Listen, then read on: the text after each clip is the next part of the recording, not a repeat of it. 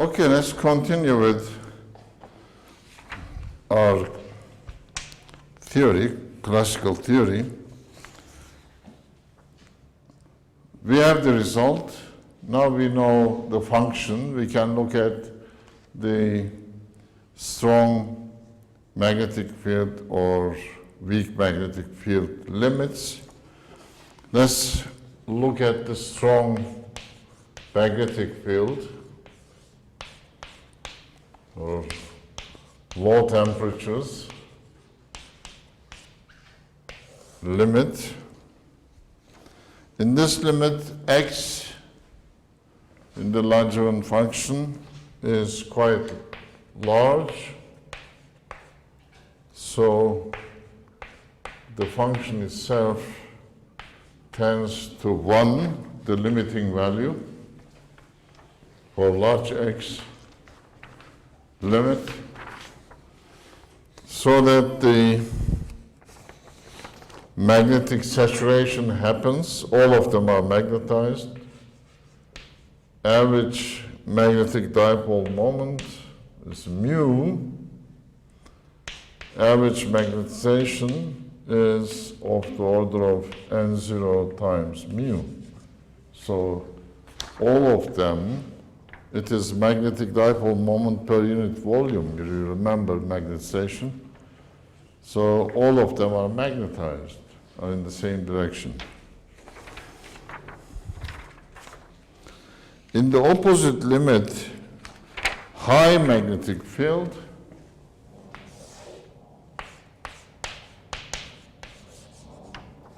high temperature, low magnetic field or weak field limit. X is very small in this limit, and you can approximate line-driven function as x over 3 minus x cubed over 45.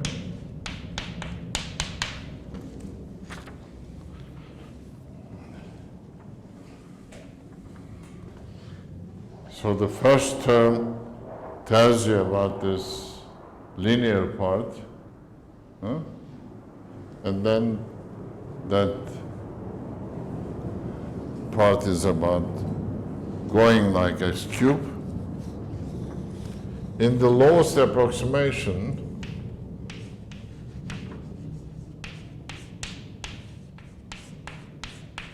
we have a magnetization that goes like n mu squared over 3 kVt times h. So this is a small magnetization, isn't it?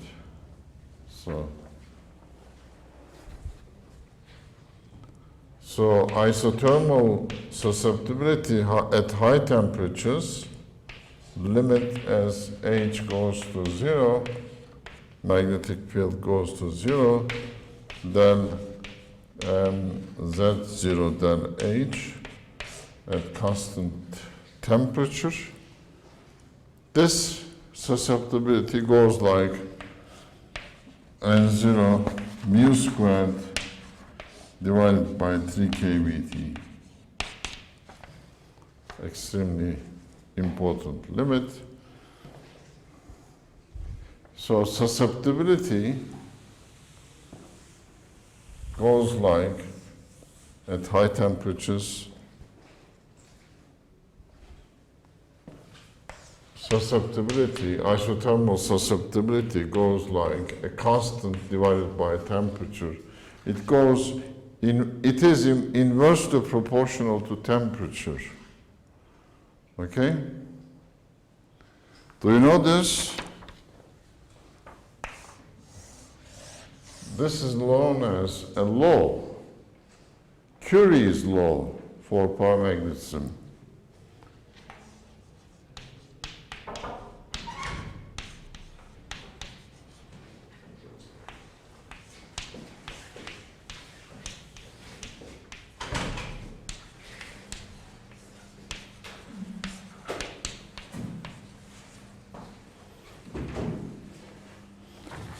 The constant C is Curie's constant, and this law is verified by experiment.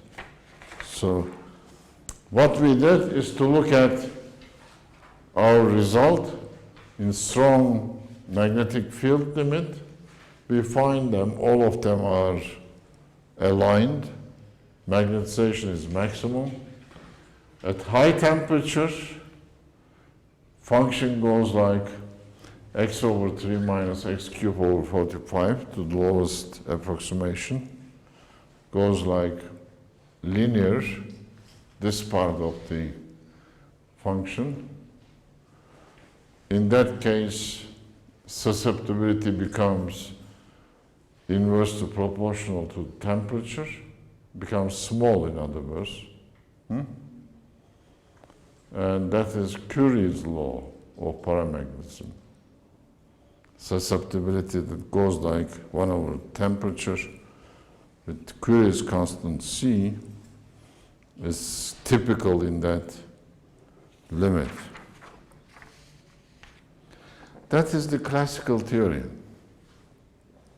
What about quantum mechanical approach, where the directions of the magnetic dipole is limited to certain values? Not all directions are possible.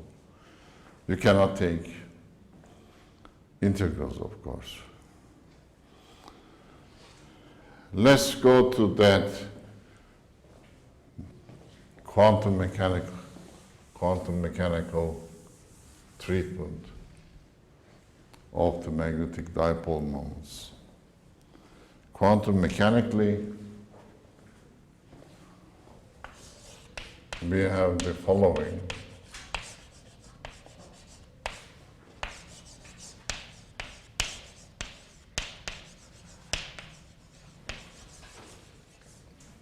Do you know the quantum mechanics of angular momentum? Huh? Probably you do. 2j plus 1 values, depending on the angular momentum. Let me remind you some basic things about this case. Of course, quantization comes in. Not all directions are possible.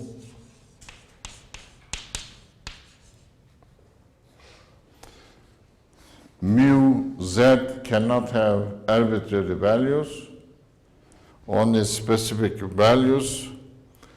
The magnetic moment, mu, in terms of angular momentum can be written as g e over 2mc.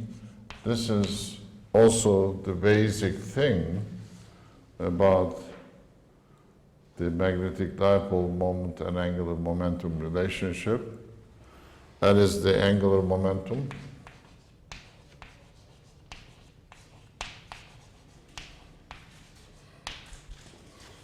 And of course, the values are quantized.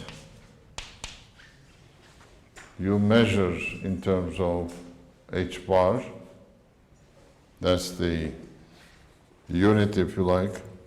And j cannot take any value, but only certain values. Either half integer values or integer values, 0, 1, 2, etc., depending on your system. If you are dealing with electronic system, then spin is 1/2. Okay? There are other particles with different spins, of course. But if you are dealing with a piece of material, must be electrons, aren't they? Or ions sitting at lattice points, depending on your material. Let's look at that problem a little bit more so that you can recall your quantum mechanics.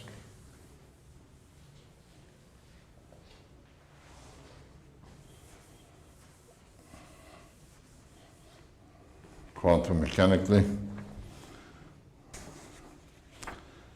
There is gyromagnetic ratio, there's quantity E over 2mc times G is called gyromagnetic ratio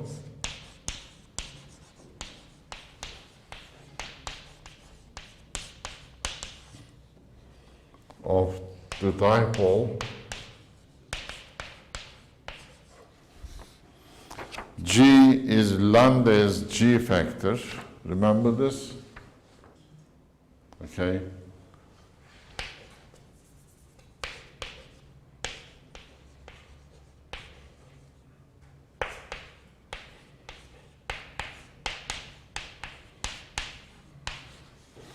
From your quantum mechanics. If we are dealing with electron spin, if electron spin, that means net angular momentum is due to electron spin, then G is 2, isn't it? If orbital, solely due to orbital, G is 1. Usually the character of G is mixed, spin and orbital. So in general, G has the following form: 3s plus s, s plus 1, minus L, L plus 1, 2J, J plus 1. Here S is the spin and L is the orbital quantum numbers.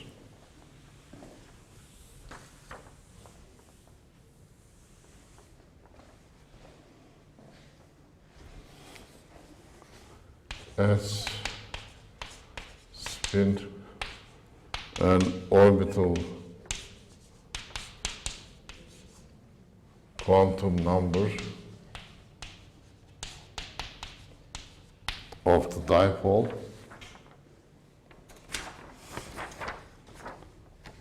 If you combine everything, so you have the dipole moment along the z direction in the form G mu B M, and M gives you the quantization.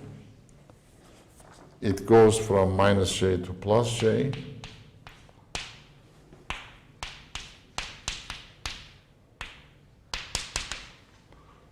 J minus 1 to J.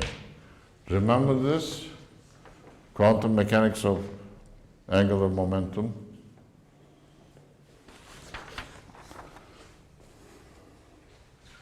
So, number of allowed orientations of the dipole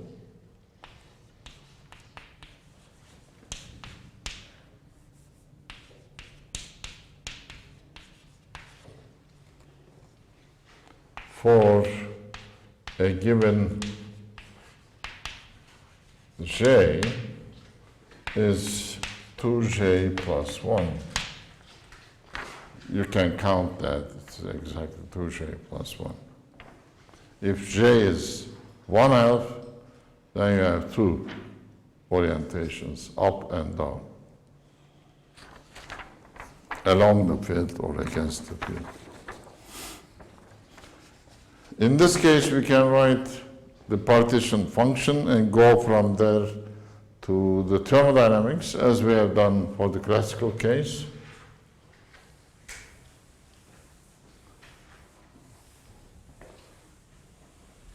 Well, I have summarized the quantum mechanics, but you can go and check if you like, read more, remember better the details of the problem.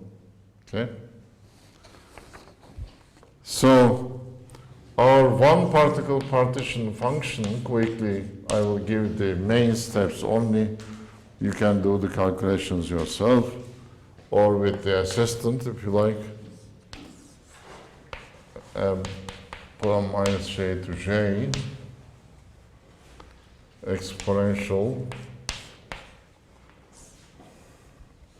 minus beta times energy, minus will cancel, beta g mu b m and h. It is like minus mu dot h, but there's no cosine theta because now we know exactly the directions of the magnetic dipole moment, okay, in quantum mechanics. Two directions if the spin is 1/2. If the total angular momentum depends, is given by the spin. Okay, so let's call this quantity x, beta g mu b j times the field Q1 turns out to be the one particle partition function is e to the mx divided by j. So it is a power series, isn't it? Something to the power m. The result is 1/1 minus that something. So it is e to the minus x, e to the 2j plus 1, x over j minus 1 divided by e to the x over j minus 1. That's your result.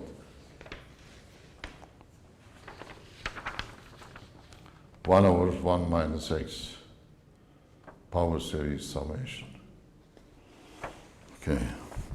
That can be written in a more symmetrical way. It is sinus hyperbolic 1 plus 1/2j times x divided by sinus hyperbolic 1/2 1/2j times x.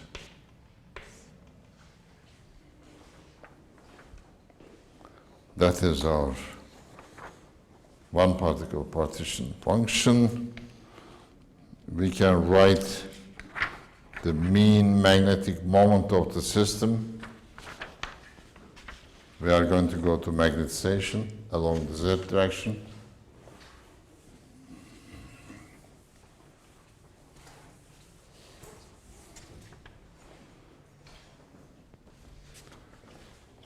Mean magnetic moment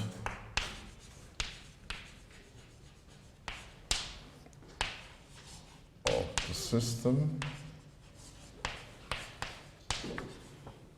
which is mz, total number of particles, mean magnetic moment per particle, that's the total one, multiplied by the total number of particles. This turns out to be n over beta, del over del h, ln q1 beta, can be related to one particle partition function we have calculated. So you can explicitly calculate this to be n g mu bj times 1 plus 1/2j cotangent hyperbolic 1 plus 1/2j times x minus 1/2j cotangent hyperbolic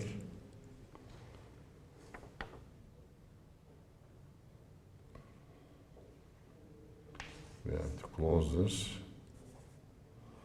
Cotangent hyperbolic 1/2j times x. So,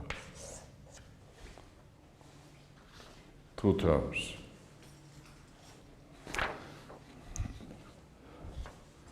We can write the result in terms of another function in the parentheses.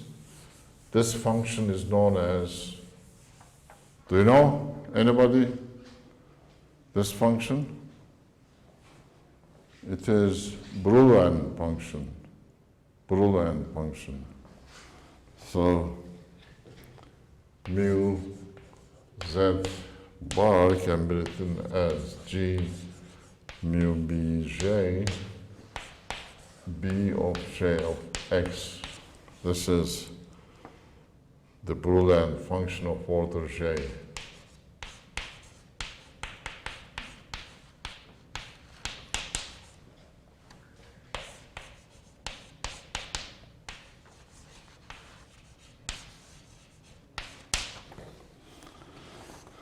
So it is the function in the parentheses, isn't it?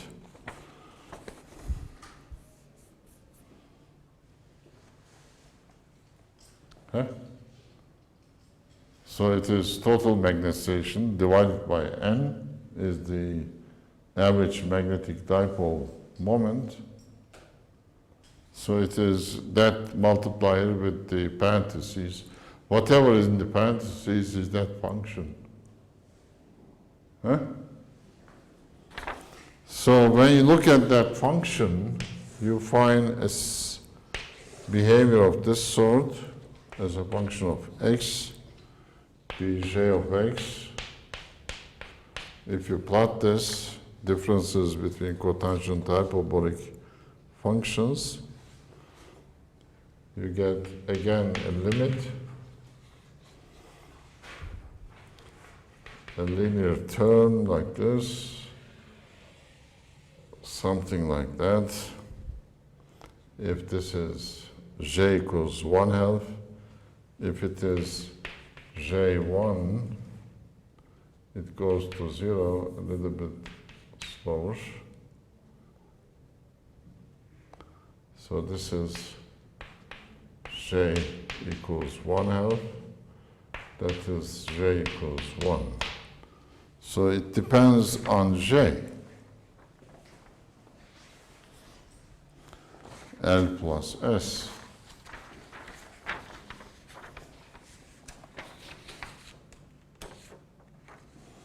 The result depends on J, quantum number, or angular momentum.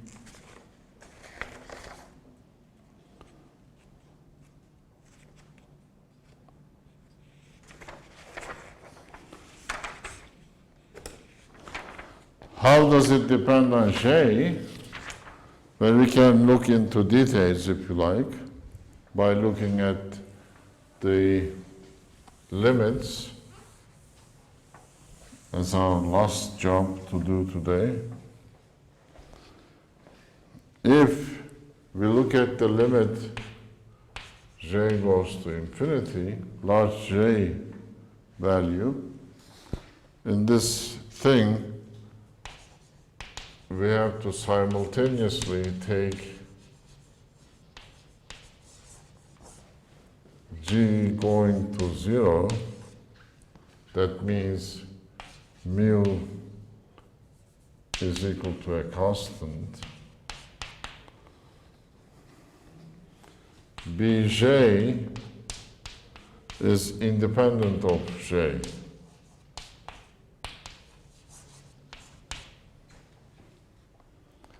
When it becomes identical with Langevin function. In that sense, it is the classical limit.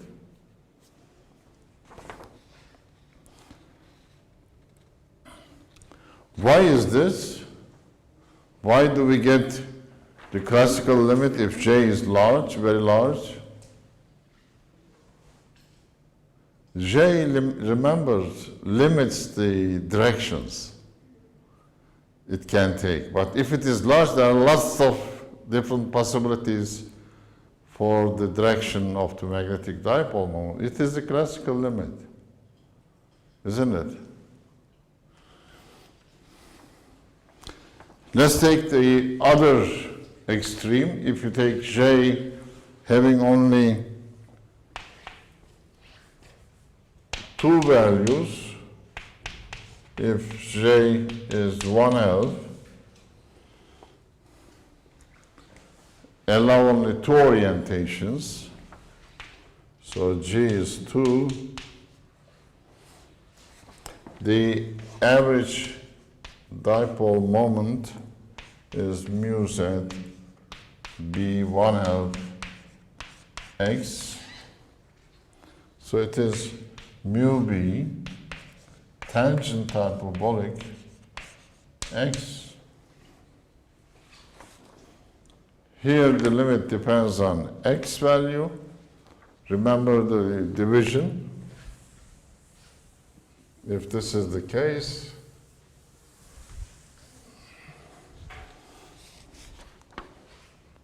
for x large, you have mu z going to the value of mu b, Bohr magneton, you know this. For x small, for the Boolean case, you get mu z average of the order of mu b times x. It goes linear, remember.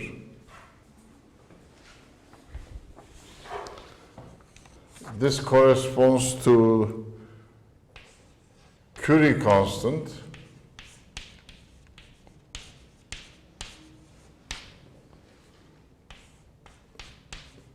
Curie constant being N0 mu b squared over kb. And agreement with the experiment is perfect.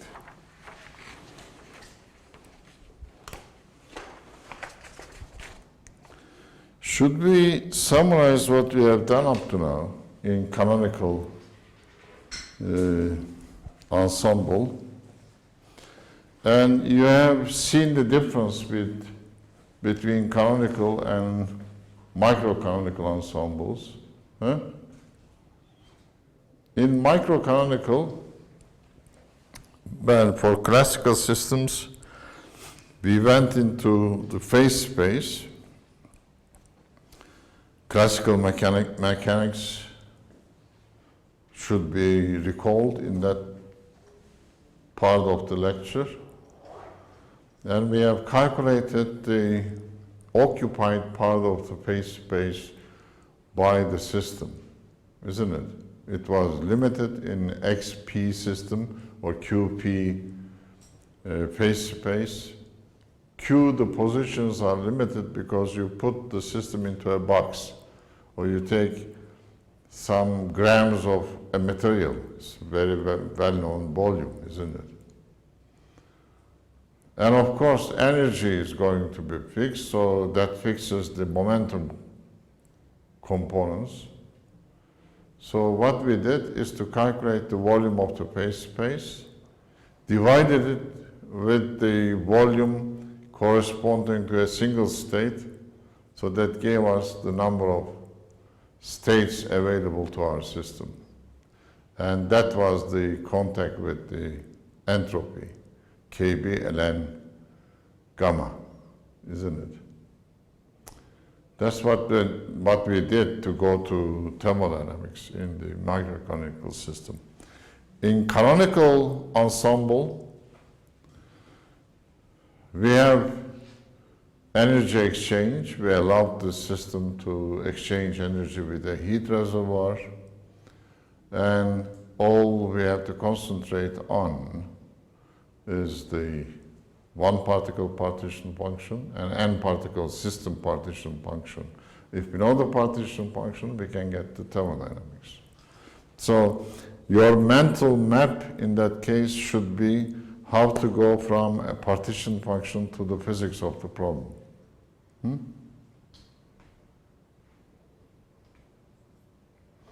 And I have given you quite a bit of examples, mainly the classical ideal gas.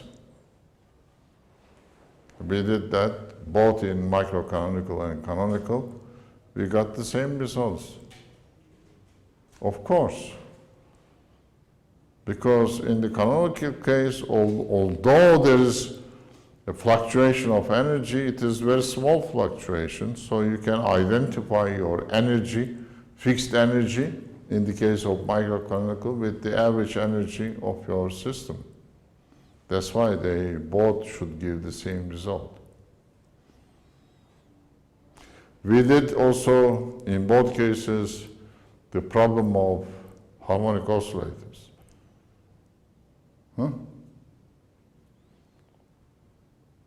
And in the canonical ensemble case, the last example was the example of paramagnetism.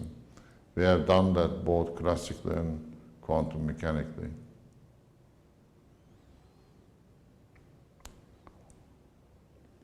Now, I hope you will not say to anybody that you don't know what is paramagnetism. Put the magnetic field, align the spins in the same direction with the field. But temperature will kill that magnetism. Do we have any questions? Are you tired? Yes. You came late. How can you be tired? Okay, thank you very much. Let's stop here.